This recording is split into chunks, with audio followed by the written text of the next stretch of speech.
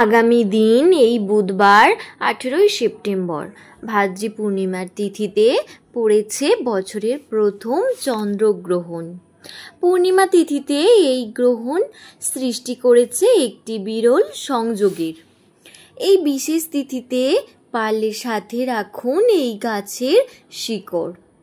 আপনার জীবনের সমস্ত বাধা বিপত্তি, রোগ জ্বালা, যন্ত্রণা ও গৃহ অশান্তিও দূর হবে। মা লক্ষ্মীর আশীর্বাদে আপনার পরিবার ভরে উঠবে সুখ, শান্তি এবং সমৃদ্ধিতে। নমস্কার শ্রোতা বন্ধুরা, আমি তনুশ্রী। সবাইকে স্বাগত জানাচ্ছি ব্লগার উইথ তনুর পরিবারে। আশা করছি আপনারা সকলেই ভগবানের আশীর্বাদে অনেক ভালো আছেন। আজ আর আগামী দিন দুদিন পড়েছে এই ভাদ্রী পূর্ণিমা। আর এই ভাদ্র মাস মা লক্ষ্মীর অত্যন্ত প্রিয় একটি মাস। আর আমরা প্রত্যেকেই জানি এই পূর্ণিমা তিথি হচ্ছে মা লক্ষ্মীর বিশেষ প্রিয় একটি তিথি।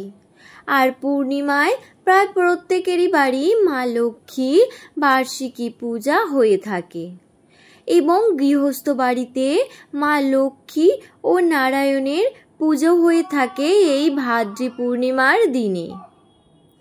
এই পূর্ণিমায় লক্ষ্মী পূজা করলে গৃহে সুখ ও শান্তি বজায় থাকে ও বাস্তু দোষ দূর হয়।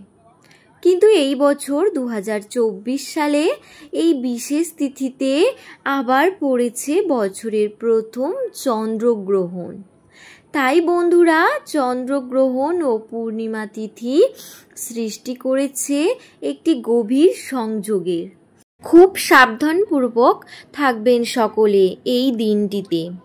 বিশেষ নিয়ম বিধি পালন করবেন এবং গ্রহণের কিছু বিধি নিষেধ আছে যা মানবেন। তার সাথে অবশ্যই পারলে ধারণ করবেন এই গাছের শিকড়। বছরের প্রথম চন্দ্রগ্রহণ 1 আশ্বিন 1431 ও ইংরাজির 18 সেপ্টেম্বর 2024। গ্রহণ স্পর্শ সকাল 7:42, গ্রহণ মধ্য সকাল 8:14। গ্রহণ সমাপ্তিকাল হলো সকাল 8:47 আর গ্রহণ স্থিতি 1 ঘন্টা 5 মিনিট। ভাদ্রী পূর্ণিমা লাগছে 17 সেপ্টেম্বর সকাল 11:05 থেকে।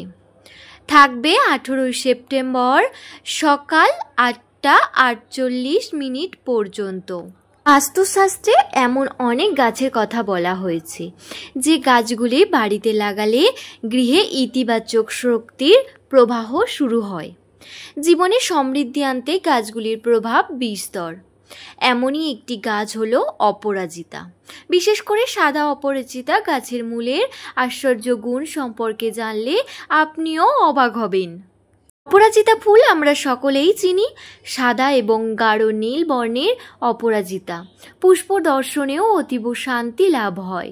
নীল অপরাজিতাকে নীলকণ্ঠ ফুলও বলা হয়। এমনকি এই গাছ বাড়িতে থাকলে তা পরিবারের সদস্যদের মানসিক অশান্তি দূরে করে শান্তি আনে। এছাড়া বাড়িতে অর্থনৈতিক সংকট থাকলে তা দূরে চলে যায়। সাদা রঙের উদ্ভিদ ধনলক্ষ্মীকে আকর্ষণ করে। নীল রঙের অপরাজিতা ফুল শিবের অত্যন্ত প্রিয়। এই গাছ খুব সহজেই পাওয়া যায়।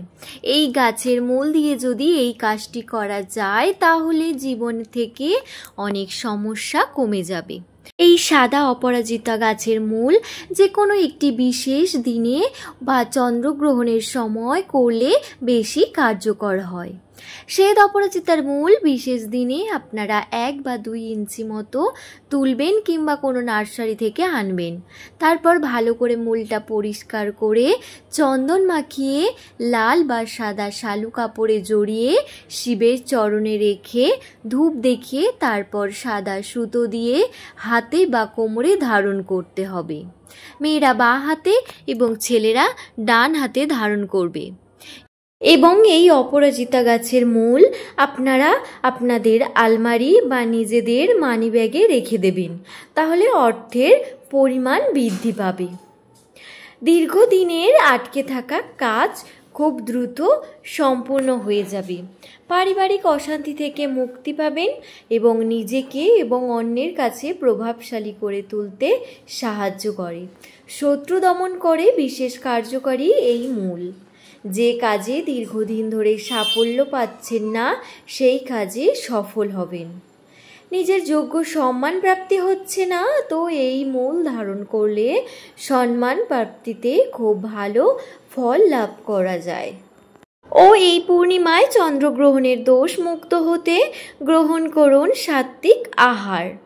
দরিদ্রদের দান করুন অন্ন বস্ত্র। আর এই গ্রহণ চলাকালীন খাবার খাওয়া, ঘুমানো এবং ধারালো অস্ত্র ব্যবহার ও কারোর সঙ্গে বাক বিতণ্ডা এবং রান্না করার থেকে সম্পূর্ণ দূরে থাকবেন। তবেই আপনার জীবনে সমস্ত দোষ মুক্ত হবে।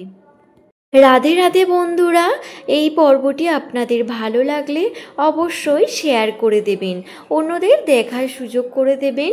আজ এখানেই শেষ করছি। সবাই ভালো থাকবেন, সুস্থ থাকবেন।